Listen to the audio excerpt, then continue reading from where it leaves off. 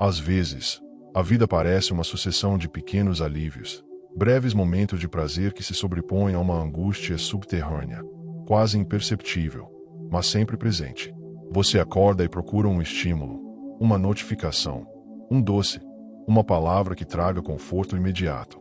No entanto, o alívio se desfaz rápido, e você se vê novamente em busca de outra dose, de outro prazer fugaz, como se algo dentro de você nunca estivesse plenamente saciado.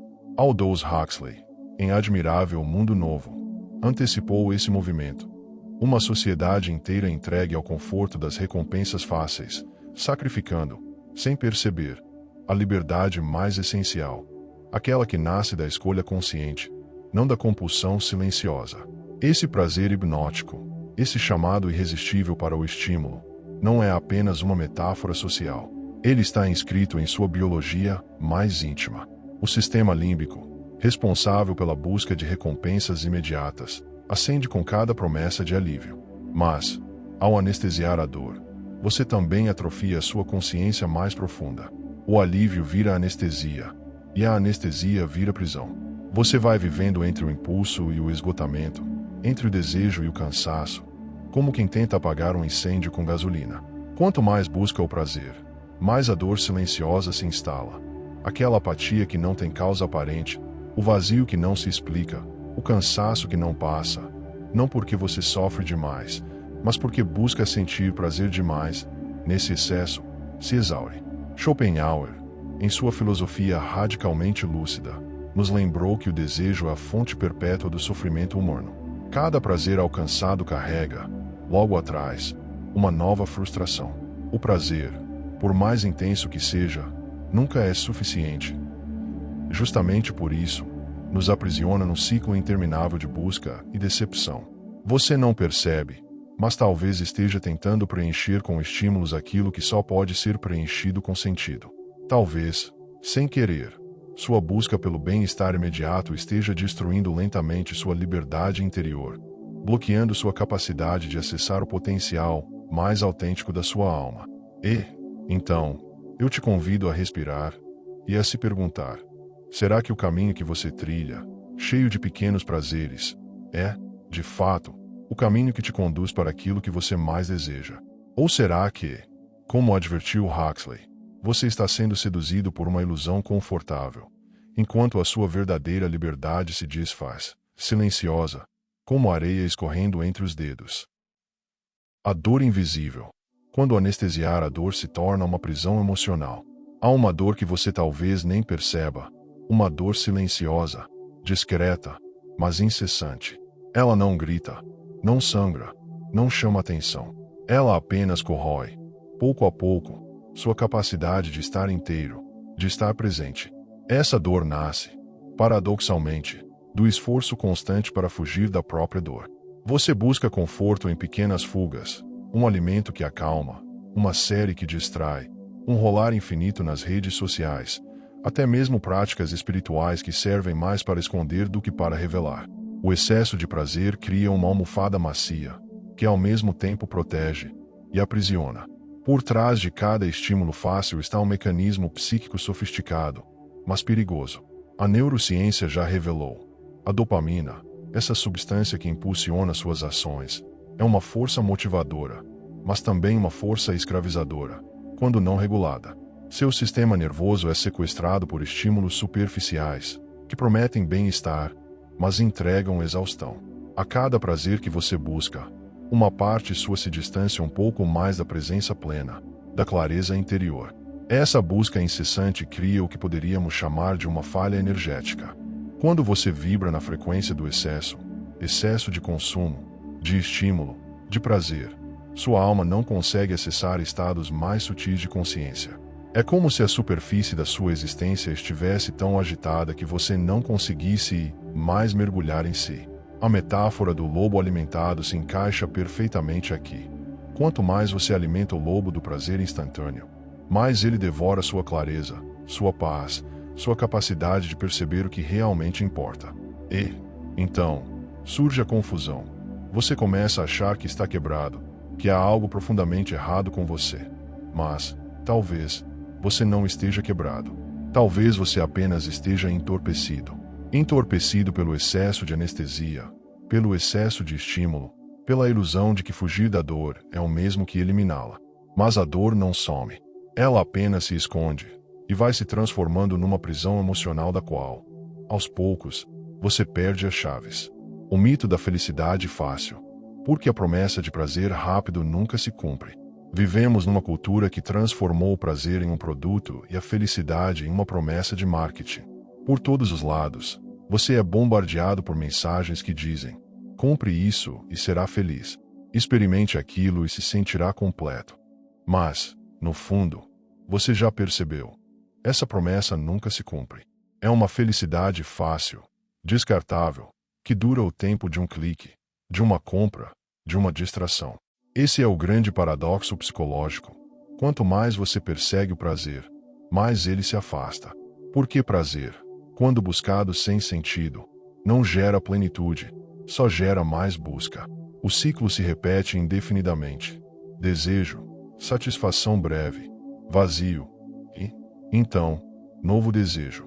Jung chamou isso de energia psíquica dispersa, quando sua força vital se espalha em múltiplas direções, sem foco, sem propósito. Buscar prazer sem direção esgota a sua força, bloqueia o seu processo de individuação, impede que você se torne quem realmente é. Enquanto isso, cria-se uma dissonância vibracional silenciosa. Você deseja paz, mas vibra na urgência do prazer. Você quer plenitude, mas alimenta a insatisfação crônica com estímulos que só servem para te afastar ainda mais de si. Sua alma clama por transcendência, por profundidade, por um estado de ser que vá além da superfície. Mas você, muitas vezes, sem perceber, a alimenta com distração. A frase ecoa: sua alma quer transcendência, mas você a alimenta com distração. Esse é o mito da felicidade fácil, uma ilusão vendida como se fosse liberdade, mas que, na verdade, é um novo tipo de prisão. Porque quando a felicidade é colocada no próximo prazer, no próximo estímulo, no próximo consumo, ela nunca está aqui, agora, onde a vida realmente acontece. E, então, você corre cada vez mais, mas não chega a lugar algum.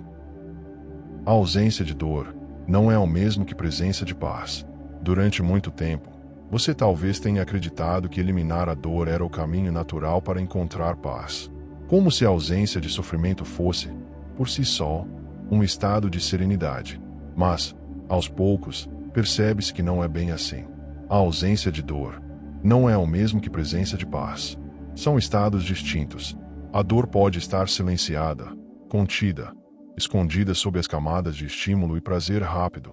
Mas a paz, essa verdadeira paz que aquece, que preenche, que sustenta, ela não está ali. Esse é um dos maiores auto-enganos que aprendemos a cultivar. Acreditar que, se a dor não se manifesta, então tudo está bem. Mas, na verdade, a dor reprimida se transforma em tensão muscular, em ansiedade silenciosa, em noites mal dormidas, em uma fadiga emocional que você não consegue explicar. O corpo sente, mesmo quando a mente não quer admitir. E, ao sentir, envia sinais, pequenos alertas que muitas vezes você ignora, até que eles se tornem insuportáveis. A verdadeira paz não é a ausência de dor, é presença de integração. A dor só se dissolve quando é reconhecida, acolhida, metabolizada. E a paz só nasce quando existe espaço interior para que as emoções fluam, sem serem negadas, sem serem anestesiadas, sem serem escondidas atrás de distrações. Não se trata de buscar um estado permanente de conforto, mas de construir uma relação madura com a própria vulnerabilidade. A espiritualidade prática, que se conecta com a neurociência emocional, nos ensina que o sistema nervoso humano não foi feito para evitar dor a qualquer custo, mas para processá-la, para aprender com ela, para se reorganizar a partir dela. Esse é o caminho da autorregulação, não a fuga, mas a presença, não a supressão, mas a escuta. E só quando você se permite escutar o que dói, é que começa, finalmente, a perceber a sutil diferença entre não sentir dor e realmente estar em paz. O silêncio da dor não ouvida, como a anestesia emocional afasta você de si mesmo. Quando você silencia sua dor, não está apenas evitando o sofrimento, está também se afastando de partes profundas e essenciais de quem você é. Cada dor que você ignora, cada emoção que você rejeita, cria uma pequena cisão dentro de si. Como rachaduras invisíveis, elas vão se multiplicando, até que, um dia, você percebe, está inteiro, mas fragmentado. Funciona, mas sente-se vazio. Cumpre tarefas, mas não se reconhece mais. Anestesiar a dor é uma escolha compreensível. Muitas vezes, necessária, sobretudo quando a intensidade do sofrimento parece insuportável. Mas quando essa anestesia se torna crônica, ela não só protege, ela distancia. Você começa a se distanciar das suas emoções autênticas, das suas necessidades reais, dos seus limites, das suas verdades. E, aos poucos, vai se tornando um estranho para si mesmo, alguém que vive, mas não sente, que faz, mas não se conecta, que fala, mas não se escuta. A neurociência nos mostra que a anestesia emocional, ao bloquear o acesso às emoções negativas, bloqueia também a capacidade de sentir emoções positivas. Não é possível anestesiar a dor e manter intacta a alegria. Não é possível abafar a tristeza e continuar sentindo entusiasmo. Ao se fechar para um polo da experiência, você inevitavelmente se fecha para o outro. E, assim, a vida vai perdendo cor, textura, profundidade. Vai se tornando opaca. Esse afastamento de si é, talvez, o maior custo da anestesia emocional. Porque, ao anestesiar, você não elimina a dor, apenas adormece a sua própria essência. E quando sua essência adormece, todo o seu potencial criativo, amoroso, intuitivo, também adormece. Sua vitalidade diminui. Sua capacidade de se transformar se reduz. E você passa a viver numa espécie de estado suspenso. Não está sofrendo abertamente, mas também não está vivendo plenamente. Esse é o silêncio da dor não ouvida. Um silêncio que parece paz, mas é ausência. Um silêncio que parece proteção, mas é isolamento. Um silêncio que parece força, mas é apenas resistência. E, enquanto esse silêncio predomina, você permanece distante de si, da vida, do outro e do mundo. A cura começa quando você para de fugir e decide olhar. Há um momento silencioso, quase imperceptível, em que você percebe que não pode mais continuar fugindo. Um instante íntimo e definitivo, onde a exaustão de evitar a dor se torna maior do que o medo de senti-la. E então, pela primeira vez, você decide olhar, não de relance, não com pressa, mas com presença, com disposição real de compreender o que está por trás dessa dor que tanto tentou calar. Esse é o início da cura. Não quando a dor desaparece, mas quando ela é, finalmente, reconhecida. Quando você permite que ela tenha um lugar dentro de si, não como inimiga, mas como mensageira. A dor nunca chega para puni-lo, ela chega para revelar. Revelar onde ainda falta cuidado, onde ainda há feridas não cicatrizadas, onde há histórias que precisam ser resignificadas e amores que precisam ser, enfim, acolhidos. Olhar para a dor é um gesto de profunda coragem, mas também de profundo amor. Amor por si mesmo, amor pela sua própria trajetória, amor pela possibilidade de viver com mais inteireza. Quando você decide olhar, seu corpo começa a relaxar, sua respiração se torna mais solta, sua mente menos defensiva, seu coração mais disponível. E, pouco a pouco, o que antes era resistência se transforma em entrega. O que antes era rigidez se transforma em flexibilidade. A neurociência emocional comprova que a cura não é um ato súbito, mas um processo gradativo, uma reconfiguração profunda do sistema nervoso, que ocorre quando você passa a se sentir seguro para acolher sua própria experiência emocional. Esse estado de segurança interna não surge pela negação da dor, mas pelo encontro consciente com ela. Assim, você descobre que o que cura não é a fuga, mas a presença. Não é o afastamento, mas a intimidade. Não é a força bruta, mas a suavidade da autoaceitação. E, nesse processo, você percebe que a dor que antes parecia insuportável começa a perder sua forma rígida, começa a se dissolver, começa a dar espaço para que algo novo surja. Algo que talvez você não soubesse que existia, mas que sempre esteve ali, esperando apenas que você parasse de fugir e, finalmente, decidisse olhar. A presença que transforma. Um retorno para si. No final, não se trata de eliminar a dor, de erradicar todo e qualquer sofrimento, de construir uma vida blindada contra as emoções difíceis. Trata-se de algo mais simples e mais essencial: um retorno para si. Um retorno para aquele espaço interno onde a dor pode existir, mas não domina. Onde a vulnerabilidade é acolhida e não mais temida. Onde a imperfeição é compreendida e não mais escondida. Esse retorno não é um caminho linear, nem rápido.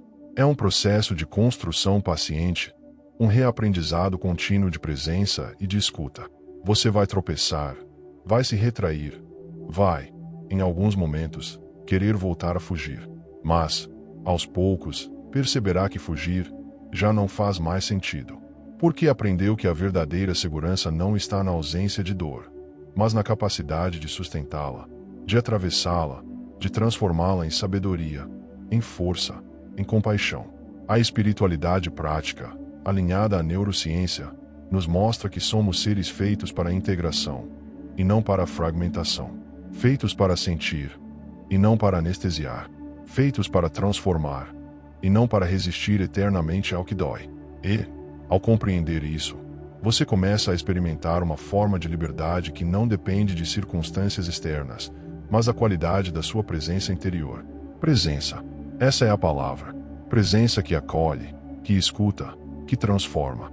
Presença que permite que você se reconecte consigo mesmo, com sua essência mais profunda, com sua humanidade mais autêntica.